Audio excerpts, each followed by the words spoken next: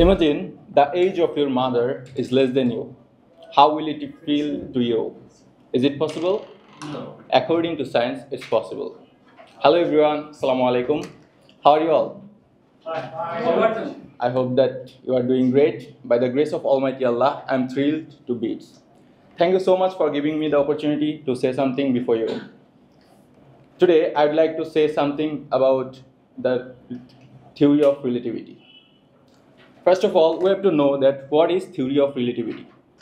It's a scientific term which has changed the thoughts of our scientists for about our universe. It was given by Albert Einstein, a great scientist for all time.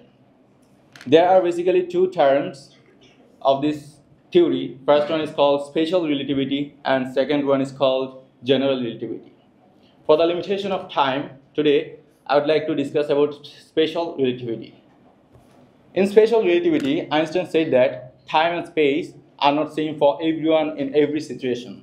Imagine you are on a bus and I'm standing outside. If your bus moves very fast, close to the speed of light, then your time will move slower for you on the bus than for me.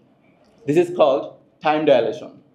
Even the objects will get shorter and heavier if they can move super fast. But we don't see this in our day-to-day life because it's not possible to touch the speed of light for any vehicles. Another great idea which has come from this theory is an equation, E equal to mc square. By using this equation, you can transform mass into energy.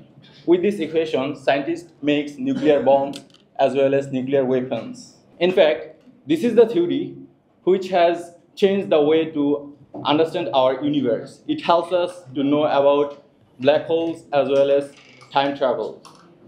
By giving this theory, Einstein paved a new way to learn about our universe, to enrich our knowledge about our modern physics as well as modern science.